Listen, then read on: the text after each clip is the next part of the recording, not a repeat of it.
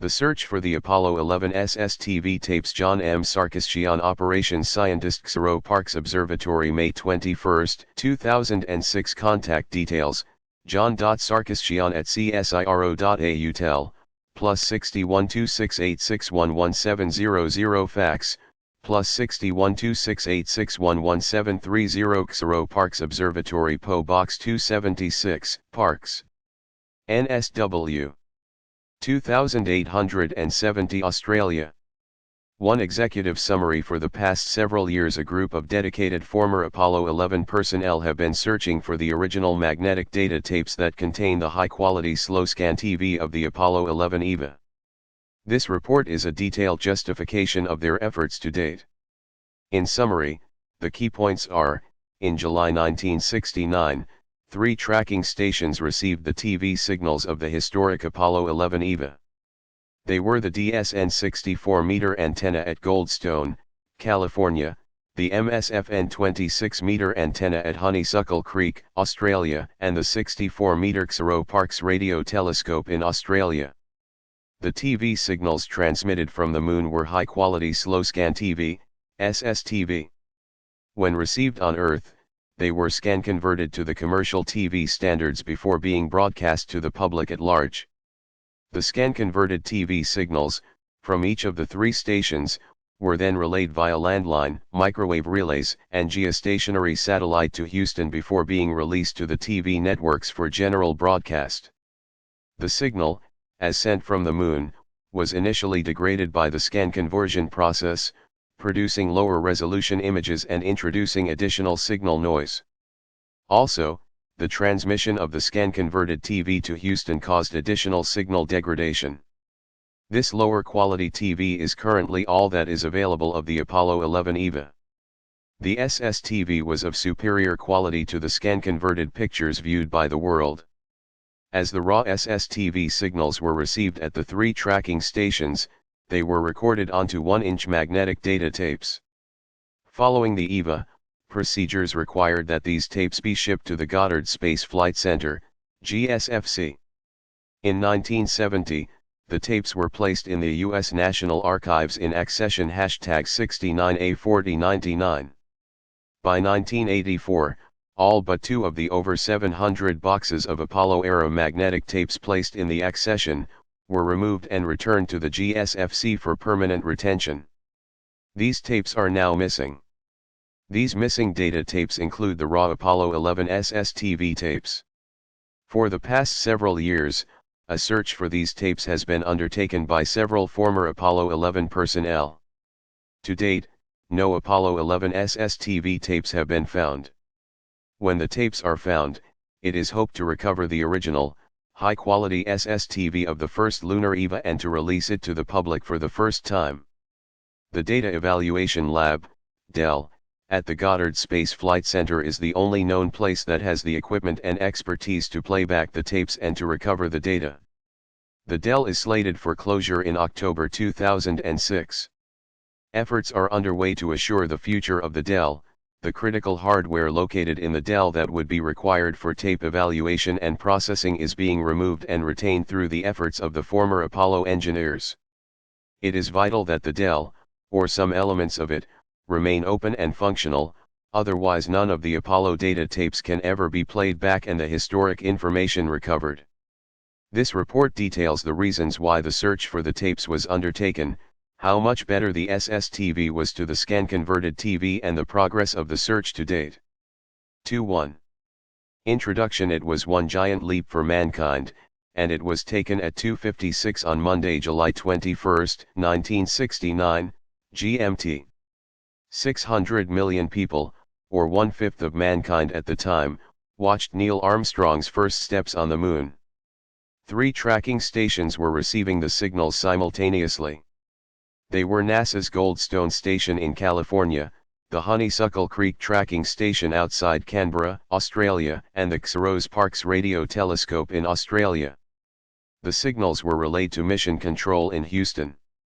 During the first few minutes of the broadcast, NASA alternated between the signals from its 2 stations at Goldstone and Honeysuckle Creek, before settling on the Parkes TV pictures for the majority of the 2.5-hour telecast. From an analysis of the videotapes of the EVA and of a recording of the NASA Net-2 communications loop, the communications loop that controlled the TV reception, the following timings for the TV switches were obtained: time, MMSS, video transmission midnight TV on, upside down, picture is from Goldstone, GDS. Time is 2:54, GMT, 24:27 picture is inverted and is now the right way up. Very dark, high contrast image. 1:39 Houston TV switches to Honeysuckle Creek, HSK, 2:20 Armstrong steps onto the moon. The time is 2 hours 56 minutes and 20 seconds, GMT, 4:42 Houston TV switches back to GDS picture is -5:36 Houston TV switches back to HSK 6:49 Houston TV switched back to GDS picture is positive again 8:51 Houston TV switches to Parkes, PKS. Remains with Parkes for the remainder of the EVA. From these timings, and other evidence, it is clear that at the start of the EVA, Goldstone was experiencing problems with its TV, resulting in high contrast, dark images. The Honeysuckle Creek pictures were better but suffered from a lower signal-to-noise ratio, producing grainier images. The Parkes pictures were the best of the three, and it was these that NASA broadcast for the majority of the EVA. Remarkably, the TV pictures watched live by the world were of poorer quality than those actually received by the three tracking stations. The B/W Apollo Lunar Surface Camera, ALSC, was capable of transmitting high-quality pictures, but in scan converting the images on Earth for public broadcast, a considerable amount of image quality was lost. This report endeavors to demonstrate the superior quality of the original slow-scan TV images received in July 1969 and to describe the efforts of several dedicated individuals in searching for the missing magnetic data tapes containing the raw slow-scan TV signals. In addition, background material is presented that will be of value to others who may assist in the search. With the use of modern image processing techniques, it is hoped that the original high-quality TV images can be restored for public viewing before the magnetic data tapes deteriorate beyond repair. 3.2. Background: the Apollo 11 television plan. The original mission plan of Apollo 11 had the astronauts performing the extravehicular activity, EVA, or moonwalk, shortly after landing at 2016 on July 20, GMT. Two NASA tracking stations were to receive the TV signals during the EVA. They were the 64-meter dish at Goldstone in California, and the 26-meter dish at Tidbinbilla near Canberra, Australia, later switched to Honeysuckle Creek, also near Canberra. Since the moon would not rise at Parkes until 3:02 on July 21, GMT, Parkes would act as a backup in case of a delayed moonwalk, or some other reason. All this changed some 2 months before the mission. In May 1969 it was decided to alter the Apollo 11 mission plan and allow a rest period before commencing the lunar EVA. This would have given the astronauts an opportunity to adjust to the moon's 1/6 gravity, and to start the EVA refreshed. The new plan had the EVA starting about 10 hours after landing at 6:21 on July 21, GMT, which was some 20 minutes after the moon had set at Goldstone, but which had the moon high overhead at Parkes. On the day itself, however, Armstrong opted to forego the sleep period and to start the EVA early. The TV broadcast began just as the moon was rising at Parkes and while it was still above the horizon at Goldstone at 2:54 on July 21, GMT. The TV transmitted from the moon was high-quality B/W slow-scan TV, SSTV. These pictures had to be scan converted on Earth to the commercial television standard before being broadcast to the world. An RCA optical scan converter was used for this purpose. Richard Knafsger was the Goddard Space Flight Center engineer responsible for all the system's hardware in support of the Apollo 11 TV. For many years it was feared that the low quality of the initial Goldstone images was a result of poor signal reception at Goldstone. However, according to Bill Wood, a USB lead engineer stationed at Goldstone, It now appears that a less than ideal brightness setting on the scan converter monitor may have been the reason the initial pictures from Goldstone suffered from high contrast, dark images. A subsequent Polaroid image taken at Goldstone later in the EVA, and only recently found by Bill Wood, shows this to be the case. The Polaroid shows a substantially improved image to those from the start of the EVA.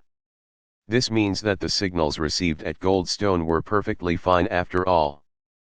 Polaroid image from Goldstone taken off the slow scan monitor showing just how good the Goldstone pictures were. 4.3. Background, the Apollo 11 Lunar Surface Television Camera, ALSC. The lunar television camera was a black and white, slow scan TV, SSTV, with a scan rate of 10 frames per second at 320 lines per frame. It weighed 3.29 kilograms, 7.25 pounds, and drew 6.5 watts of 24 to 32 volts of DC power. The camera body was 26.9 centimeters long, 16.5 centimeters wide and 8.6 centimeters deep, 10.6 x 6.5 x 3.4 inches. The bayonet lens mount permitted lens changes by a crewman in a press-sur suit. Two lenses were provided, a wide-angle lens for close-ups and large areas, and a lunar day lens for viewing lunar surface features and activities in the near field of view with sunlight illumination. The camera was stowed in an instrument pallet known as the MESA, Modular Equipment Stowage Assembly, in the LM descent stage. The MESA was to the left of the ladder when viewed facing the front of the LM.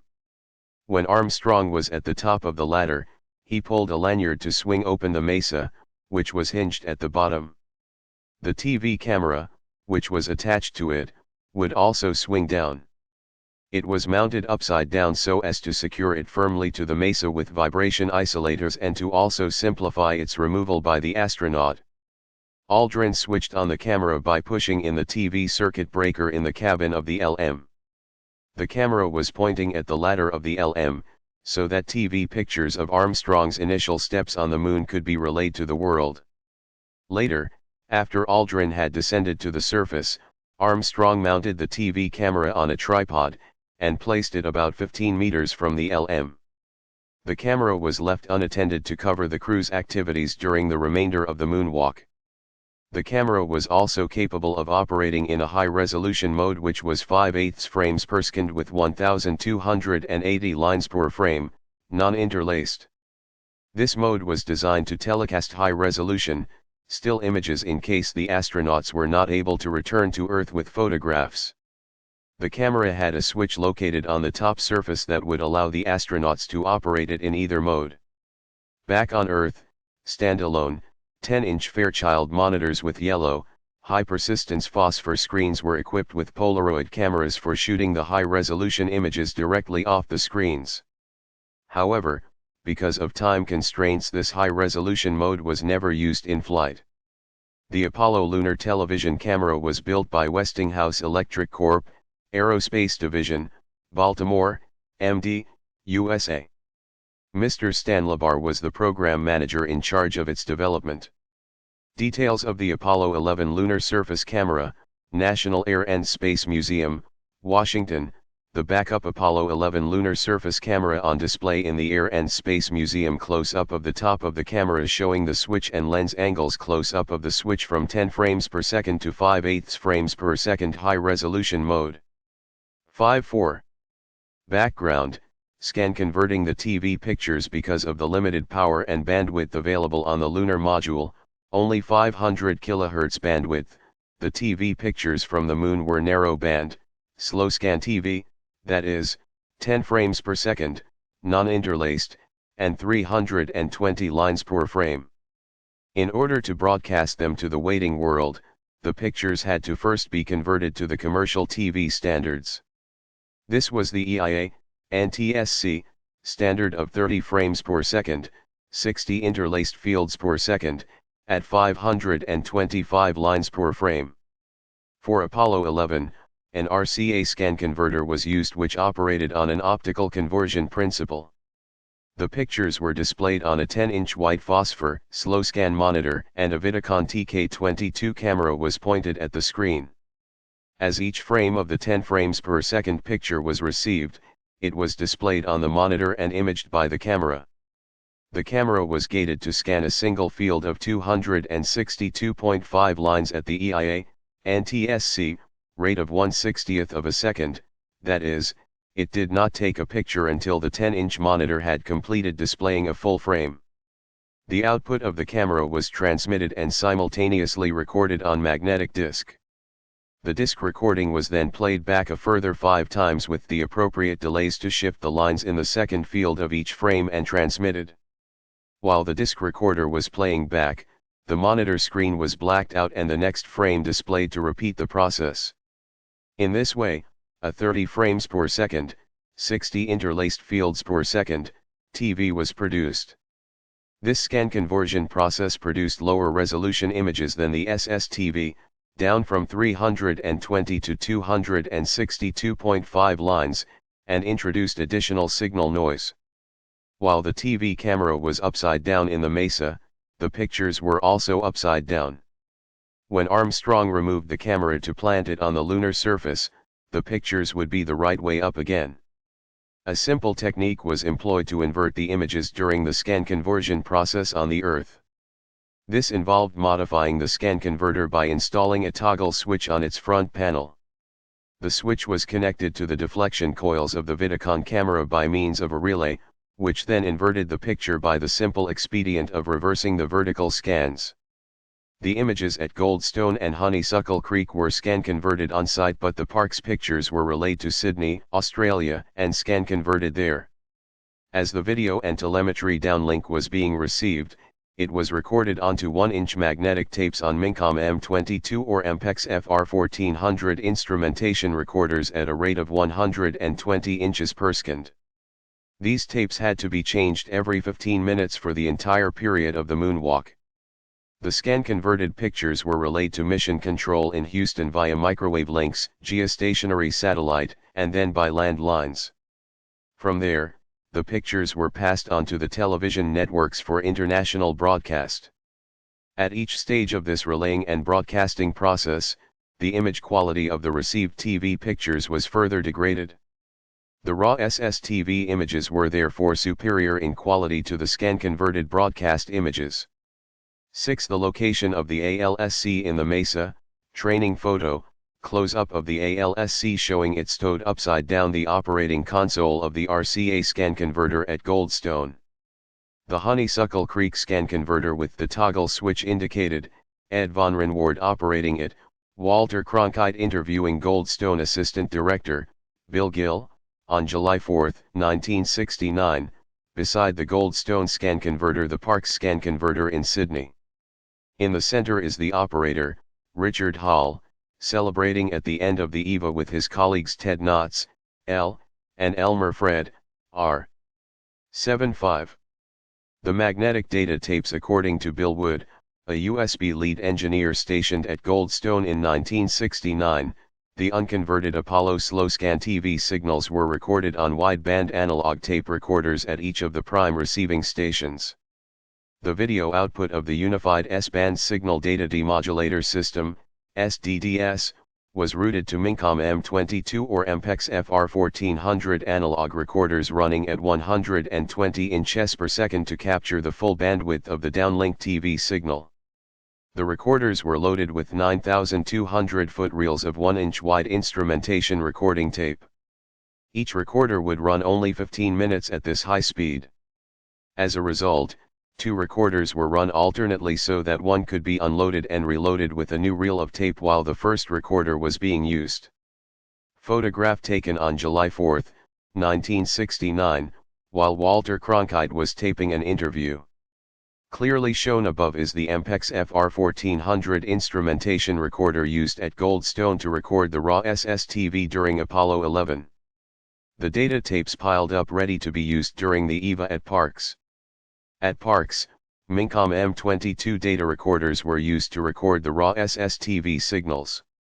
The boxes that most probably contain the data tapes are indicated.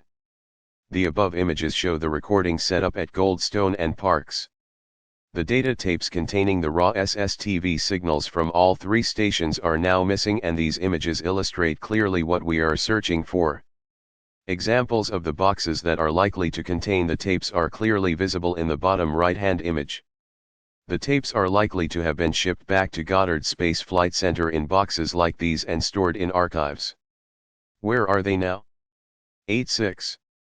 The SlowScan TV quality was superior. The images below illustrate the superior quality of the SlowScan TV from each of the three tracking stations compared to the best of the scan-converted TV broadcast from Parkes. The camera angles and lighting conditions are the same for each pair of images. Example 1, PKS, scan-converted broadcast image from Parkes. PKS, Polaroid of the raw SSTV image received at Parkes. Example 2, PKS, scan-converted broadcast image from Parkes. HSK, a 35mm photograph of the SSTV image from Honeysuckle Creek. Example 3, PKS, scan-converted broadcast image from Parkes. GDS, Polaroid of the SSTV image from Goldstone. 9. The comparisons in examples 1 to 3 above demonstrate how much the TV images were degraded by the scan conversion process. According to Dick Hall, the Parkes scan converter operator and one of the designers of the RCA scan converter, the difference in quality was also partly due to the resolution of the SlowScan monitors. The standalone Fairchild monitor could display high-resolution still images. It had a yellow phosphor that could retain the image longer than the smaller SlowScan white phosphor monitor in the scan converter. It was never used in that mode during the flight, but the monitor was capable of higher resolution than the one in the scan converter. There was a huge loss of resolution in the conversion process, but the contrast stretch was still good. On a scale of 1 to 10, the scan converter SlowScan monitor would be a 4 and the standalone monitor a 6 or 7. In other words, there was a noticeable difference. With modern equipment, this dependence on the resolution of the SlowScan monitors can be removed entirely, and the high quality of the SlowScan format can be recovered fully. During the Apollo 11 EVA, Stan Labar, who was the program manager for the ALSC at Westinghouse, was stationed at the Manned Spacecraft Center, Houston. While viewing the broadcast, he was surprised to see how much the TV quality had degraded. When testing the camera prior to the mission, he had only ever seen the TV in its original SlowScan format, not the scan-converted images. Example 4, GDS, scan-converted broadcast image of Armstrong descending the LM ladder from Goldstone. This was the image the world saw of Armstrong descending the LM ladder.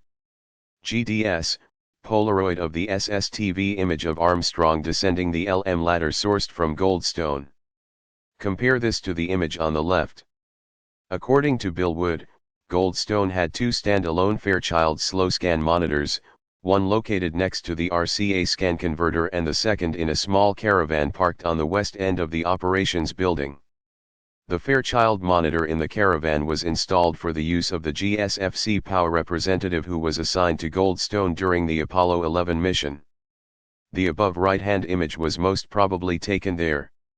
The pair of images in example 4 clearly demonstrates that Goldstone had a good signal all along and could have produced a great picture of Armstrong stepping onto the lunar surface. It's fascinating to know that if the tapes are found, it may still do so. It is now evident that the initially poor Goldstone TV images were a result of improper scan converter settings and not due to poor signal reception at Goldstone, as was previously thought. Consequently, the magnetic data tapes from Goldstone can be used to extract the SSTV to the same high level of quality as the Parkes SSTV because the two antennas were of the same size and sensitivity.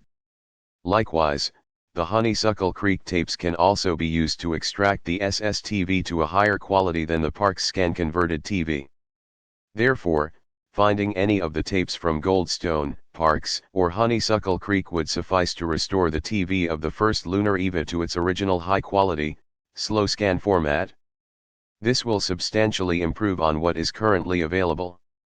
10.7. The longevity of the tapes. Time is critical. In 2002, a magnetic data tape recorded at Honeysuckle Creek was discovered and thought to contain some of the raw SSTV from the Apollo 11 mission. In 2004, the tape was shipped to the Goddard Space Flight Center's Data Evaluation Lab, DEL, in Greenbelt, Maryland, where it was processed by Richard Nafzger and his colleagues. Unfortunately, the tape proved to contain data from a simulation flight dating from 1967, that is, from 37 years earlier. For 35 years, since 1969, this tape had been stored in less than ideal conditions in the garage of a former employee of Honeysuckle Creek. Nonetheless, the tape had not deteriorated and still contained recoverable data. This boded well for the prospects of recovering the Apollo 11 SSTV, since presumably the missing tapes are properly stored in air-conditioned archives somewhere. In 2006, the Apollo 11 magnetic data tapes will have been in storage for 37 years. We know from the above experience, that the tapes can survive at least this long, but for how much longer we cannot be certain. It is imperative that these tapes be found as soon as possible before they deteriorate irreparably. Time is critical. John Saxon, the former operations supervisor at Honeysuckle Creek, describes the history of the mistaken tape. The lessons gleaned from the experience will be vital in the recovery of the SSTV when the tapes are eventually found. Here's the story. In April 2002 we first became aware of this tape, a 14-track 9,200 feet instrumentation tape recorded at 120 inches per second. It was believed that the tape covered the 15 minutes surrounding Armstrong's first step onto the lunar surface, dubbed shortly after that track at Honeysuckle Creek Tracking Station and later kept for over 30 years as an interesting piece of memorabilia. In January 2004 we decided to see if we could locate any 14-track analog instrumentation recorders in Australia. The objective was to dub all the tracks onto one or more tapes, then later to try and extract the data, timing, voice, telemetry, biomedical and the raw TV. Naturally there might be unique data which could considerably improve those first fuzzy images and other data using modern processing techniques. But after an extensive search we found none, although we discovered numerous 14 and 28 track 1 recorders in Australia. They are all for exclusively digital data recording and playback. Along the way we were advised that there are suitable legacy recorders at NASA's Goddard Space Flight Center, GSFC, Data Evaluation Lab, DEL, and also much processing and distribution equipment. After some tentative approaches, the DEL expressed a willingness to see what could be done with the tape. Also in January this year, 2004, we first made contact with Screen Sound Australia, formerly the National Film and Sound Archive, who are experts in the rehabilitation of old film and magnetic tapes, first for advice and later they kindly agreed to run the tape through several weeks of rehabilitation at 5% relative humidity and 40 degrees Celsius. Early in May 2004, we made contact with Neil Newman, the NASA representative to Australia and SE Asia, and things started to move into high gear. Neil guaranteed 110% support from himself and the U.S. Embassy. He was due to visit Washington in early June and offered to hand-carry the tape with him, better than the diplomatic bag. Neil also contacted NASA HQ and got enthusiastic agreement to support the effort, and authorization for the DEL to spend some significant time and effort. 11/6. The tape was given to Screen Sound in mid-May and rehabilitation/rejuvenation started, ably overseen by Victor Fumic. On June 5, 2004, Victor handed the tape over to Neil, packed in a special carry case with correct desiccants, etc. 7. On June 10, 2004, Neil delivered the tape to the DEL at GSFC, and after 24 hours acclimatizing in the lab, the first dub was made. Staff came in especially on the holiday for ex-President Reagan's funeral. The team at the lab was led by Dick Nafzger, the GSFC SlowScan and other spacecraft TV expert, and Dick Bouchard, the DEL manager. Ominously, it was discovered almost immediately that there were pre-calibrations on the tape recorded at 15/SEC, voice annotation stated that the tape was for NCG 750 simulation of October 23, 1967. This was very bad news, but it was still possible that the tape was wound on past the pre-Calais and dubbed on the July 21, 1969 over that famous time period. However, on June 16 our worst fears were confirmed and the serial time code from near the middle of the tape had been recorded on a strip chart recorder and decoded as DOI 296/297, and that agrees with the October date. Also, the tape data appeared to be too good quality for a live spacecraft at lunar distance. So that confirmed it and the tape owner agreed. All I can say is that, all this time, I thought that I had a dub of the EVA. I must have picked up the wrong tape at the end of a hectic day.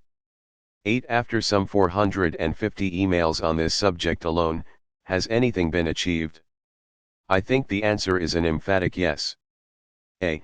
It sparked renewed interest in the possibilities of data improvements that could be made if other tapes are found.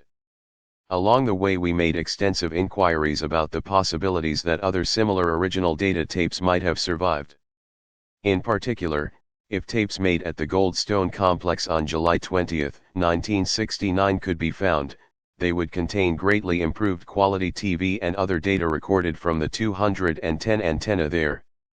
So far, no data tapes have been located at the most likely NASA centers, and it appears that most/all of the thousands of tapes sent to GSFC and Houston during Apollo were reused after the data requirements of the time were satisfied. But hopefully the search goes on and something might turn up at the National Archives of the USA or some other center. B. The techniques to replay and extract the data and time codes have been refined at the Dell, and if other tapes are discovered, there may be all sorts of possibilities for space historians and others to study data from some of the most defining moments in 20th century scientific history. John Saxon, June 28, 2004, 12:08. The search for the SSTV tapes. It is now clear that if the 1-inch magnetic data tapes containing the raw SSTV can be found, then with modern digital imaging techniques, the original high-quality TV of the historic first lunar EVA can be recovered for modern audiences.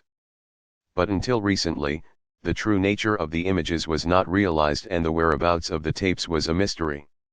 For the past 2 years, a search has been undertaken by several former Apollo 11 personnel, many since retired, to locate these tapes and extract the original SSTV images. At one point it was feared that the tapes were simply erased and reused on subsequent Apollo flights. Fortunately, however, due to the outstanding efforts of Stan Labar and Richard Nafzger, some good news has come to light on the whereabouts of the tapes. It now appears that the tapes were not erased as previously thought, but were in fact placed in storage at the National Archives in Washington. In 2005, some Apollo 9 tapes, recorded at the Canary Islands Tracking Station, were located in the archives with indications that the Apollo 11 tapes may also have been placed there in 1970. The nature of the way the Apollo 9 tapes were stored provides an invaluable guide on how the Apollo 11 tapes were stored and how they may be found. Briefly, the tapes are stored in non-standard sized, cardboard boxes. Each box contains about 5 tapes in canisters. This means that the Apollo 11 tapes from each station should be contained in just 3 or 4 such boxes. The recently found Apollo 9 tapes contained accession papers and other documents which can be used to guide the search for the Apollo 11 tapes. Apollo 9 tapes found in non-standard sized boxes in the National Archives, Washington. Apollo 9 tapes in canisters. These were found in non-standard sized boxes in the National Archives. Boxes stored in the National Archives, Washington. The brown non-standard sized boxes compared to a white, standard storage box in the National Archives. Stan Labar, in February 2006, showing the nature of the tapes being searched for and the size of the boxes that contain them. It is hoped that the height of the shelving required to store the boxes can be used to find the tapes. Stan believes that the people who originally stored the tapes would be the best source of information on where the tapes may be now. 13.9. Stan Labar describes his search efforts in 2005. The current search for the tapes was initiated by Stan Labar through Richard Nafzger of the Goddard Space Flight Center. This search has resulted in several promising leads. Richard Nafzger concurs with Stan's findings described below, and has requested that he continue the effort with his approval, and that of other NASA management. Stan describes his search to date. I understand that there are those at JSC who are presently engaged in the new program effort to return to the moon and are seeking the very same tapes that we have been looking for these past couple of years. Rightly so, they want to review the Apollo Lunar EVA telemetry data that was produced by Apollo in the 1969-70 time period, as indeed they should.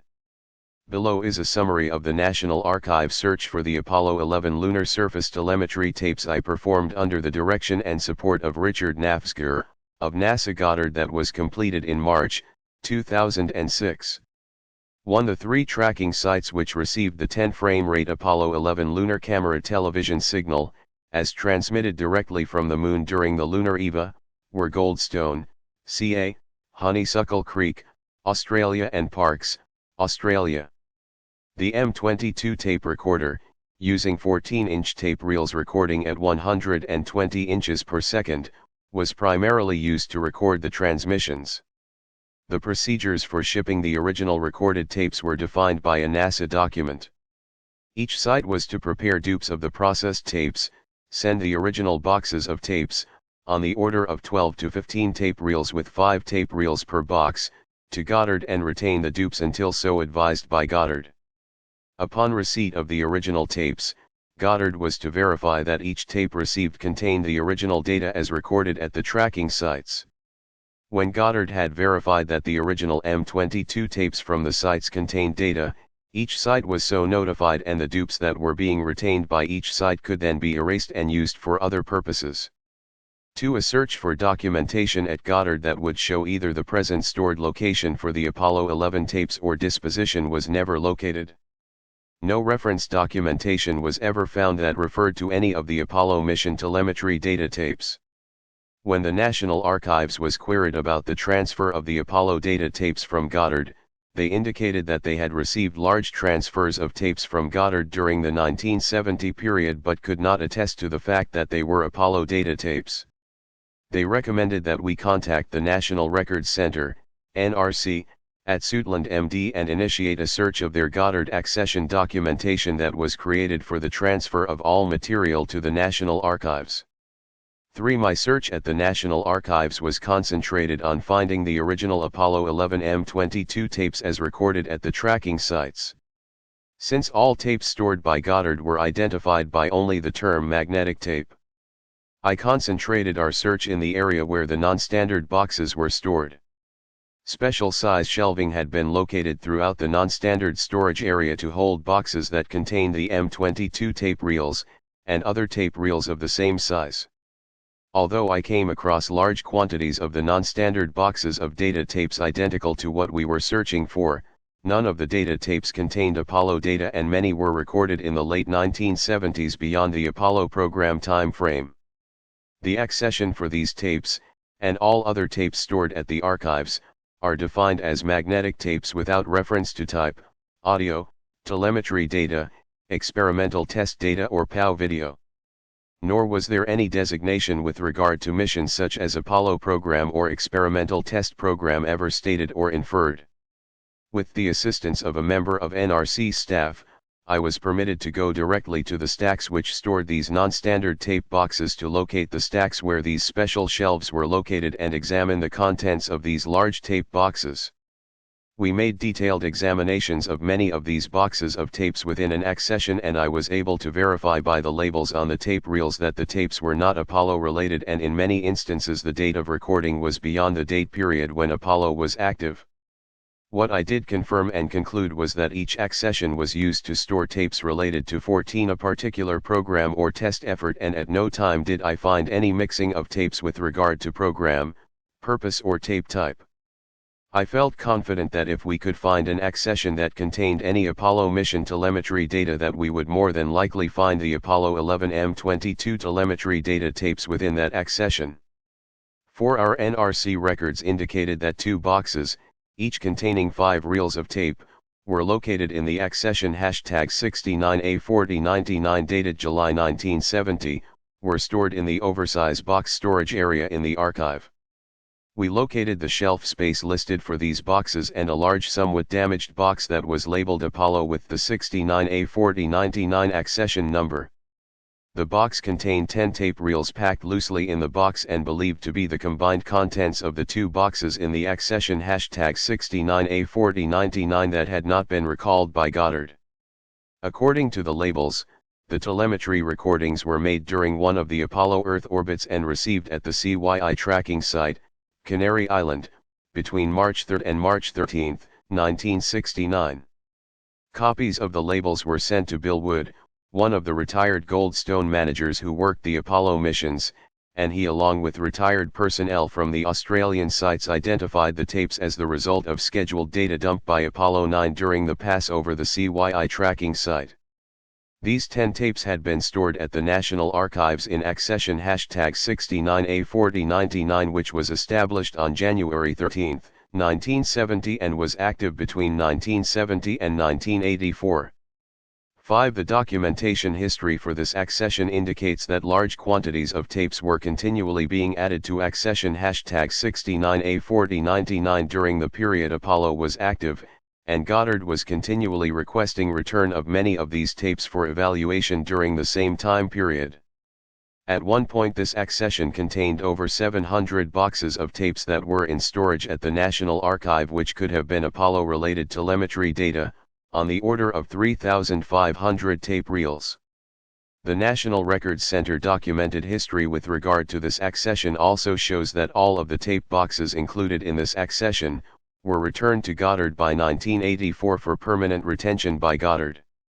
6. Based on the pattern of information that I was able to ascertain from sampling the numerous other tape accessions, it is my firm belief that accession #69A4099 was indeed the accession that was used to store all of the Apollo mission telemetry data tapes, including the Apollo 11 tapes.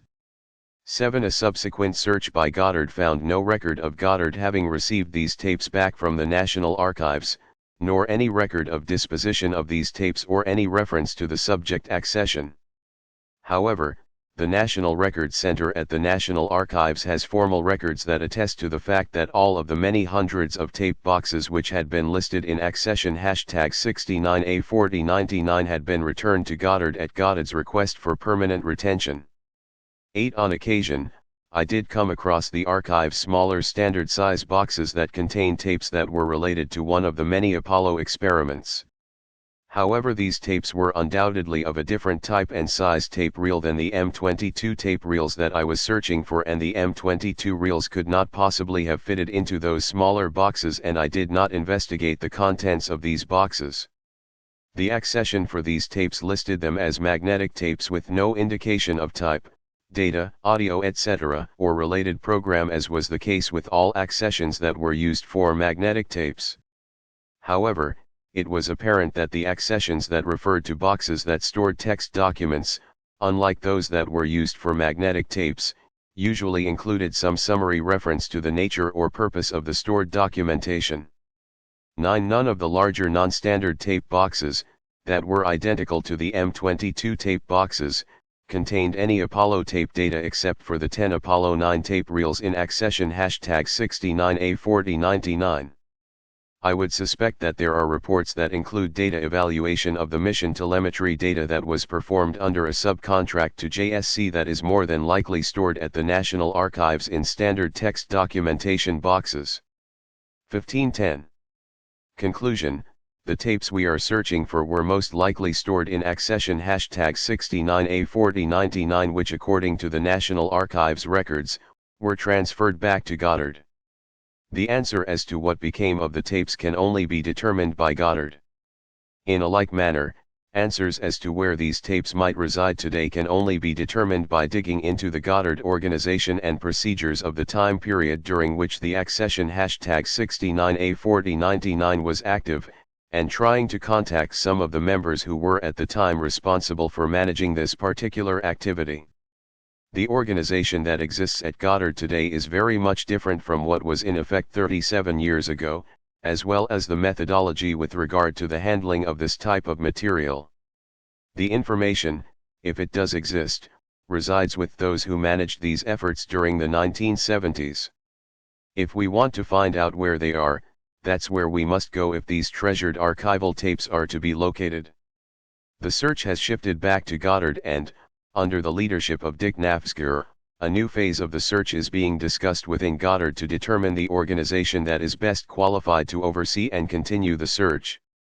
These tapes represent the unprocessed original television recorded presentation of mankind's first steps on a celestial body other than Earth. It is important that the very best recording of this remarkable NASA achievement be passed on for the benefit of all mankind. We know that the original video as produced by the lunar television camera was far superior to the converted imagery as received in Houston on that fateful evening, and with today's digital techniques, the video can be digitized and the type of conversion process that existed in 1969 can be bypassed using today's technology. The end product would be a DVD whose video presentation would be brighter and consist of far greater detail definition than NASA's low-resolution 1969 archival kinescope, which represents our only official recording of mankind's first adventure on the surface of our moon. The above-referenced search for the Apollo tapes could not have been accomplished without the help and support of some very dedicated people at NASA Goddard and the NARA's National Records Center, as well as many retired and dedicated tracking site personnel at Goldstone, CA, Honeysuckle Creek, Australia, and Parkes Observatory, Australia, and those who are active members of the HSK Group in Australia. I would particularly like to thank the following for their help and unlimited patience with my many requests: National Records Center, Judith Barnes, Chief Accession and Disposal Branch, Michael Wace, Krista Donnelly, NASA Goddard, Richard Nafzger, Elizabeth Booker, Patricia Sutherland, Dick Bouchard, Smithsonian Institute, James David, Curator Space History, others, Bill Wood, Goldstone, CA, retired Mike Dinn, Honeysuckle Creek, AUS, retired John Saxon, Honeysuckle Creek, AUS, retired Colin MacElla, AUS, HSK Group, John Sarkisyan, Parkes, AUS, active Stan Labar, April 4, 2006, revised May 19, 2006, 16 accession document #69A4099. Note: Sam Preeks is the agency official who signed the accession. He is the most likely person to know where the tapes are. Where is Sam today? The magnetic tape identification document found with the Apollo 9 tapes. Note the date of March 13, 1969, identifying it as Apollo 9. 1710. The Data Evaluation Lab, DEL, at Goddard Space Flight Center. Finding the Apollo 11 SSTV tapes is just half the problem. A method of playing back the tapes and decoding the data is essential. Richard Nafzger of the Goddard Space Flight Center was the engineer responsible for all the system's hardware in support of Apollo 11 TV in July 1969.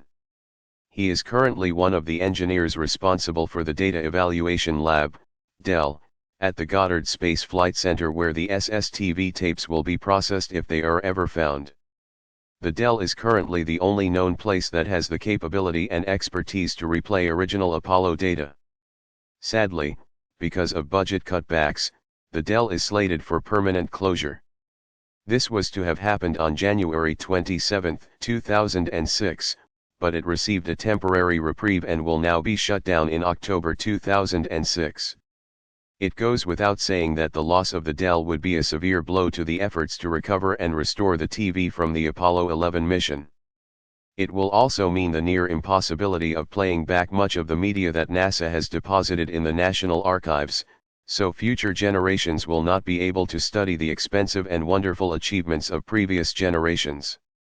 If it is eventually shut down, then all efforts should be made for some of the equipment to be transferred to other departments and held there for later use.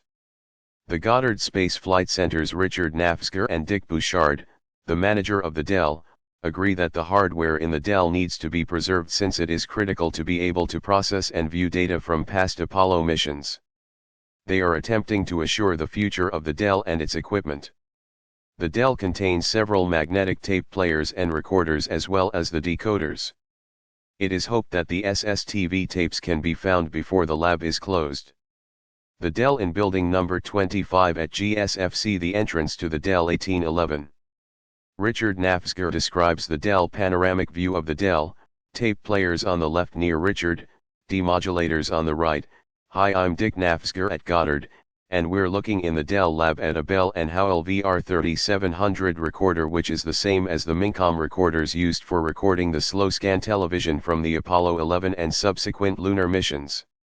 These recorders had 14 tracks and recorded video as well as data at 120 inches per second. Once these were played back, they were played to demodulators, which you'll see are located on the other side of this room. These are preserved from the Apollo days, so it's a very rare piece of hardware, and they're all operating at 100%. These demodulators are now located in racks across from here, and this is where we take all 14 tracks, demux them, either display them if they're video or listen to them if they're audio, or again print them out as telemetry data. This is all equipment that's been preserved at Dell to look at old science and video from past missions, and is the heart and parcel of what we're trying to preserve in order to look at the Apollo 11 and other Apollo missions if we do get lucky and come up with the tapes that we've been searching for through archives. Richard Nafzger, February 28, 2006. Richard Nafzger with the Bell & Howell VR3700B recorders. Richard with the demodulators. A movie and audio of the above can be downloaded from the following website, http://www.parks.adnf.csiro.au/people/jsarkis/dell/dell.mpg and http://www.parks.adnf.csirkis/dell/dell.mp3 Conclusion: over the past few years, a search for the missing Apollo 11 SSTV tapes has been conducted by several former Apollo 11 personnel. The purpose of the search is to recover the original high-quality TV of the first lunar EVA. To date, the tapes have not been found. Remarkably, the Apollo 11 TV pictures watched live by the world were of poorer quality than those actually received by the 3 tracking stations involved in their reception. The signal as sent from the moon was initially degraded by the scan conversion process, producing lower resolution images and introducing additional signal noise. There is also evidence that the transmission of the scan-converted TV to Houston caused additional signal degradation. Sadly, it is this degraded TV that is the only version currently available to the public and historians. However, as has been demonstrated, the unconverted slow-scan TV, received directly from the moon, was of superior quality and resolution to the scan-converted images broadcast live to the world. If the tapes could be located, then by using modern digital image processing techniques, it is possible to recover the original high-quality TV of the first lunar EVA and to make it available to the public for the first time. In July 1969, only a fortunate handful of people at the 3 tracking stations, and in Sydney, viewed the moonwalk in its original, high-quality format. With the renewed effort and interest in returning to the moon, we owe it to future generations to find the data tapes in order to witness the first moonwalk as it was originally intended to be seen, with the greatest possible clarity. The Apollo 11 mission represents a defining moment in human history. For the sake of posterity and for the benefit of future generations, it is imperative that the search for the Apollo 11 magnetic data tapes be more vigorously pursued so that the slow-scan TV can be restored to its original form before the tapes deteriorate beyond repair. Thanks to the efforts of a dedicated few former Apollo 11 personnel, working with limited resources in the United States and Australia, the search for the Apollo 11 SSTV tapes continues. If the full resources of NASA could be brought to bear on this enterprise, the fate and whereabouts of the tapes can be very quickly determined. It is hoped that this report will contribute a little toward this goal. Where are the tapes? John Sarkisyan, Xero Parks Observatory, May 21, 2006. John Sarkisyan at csiro.au 20 References 1.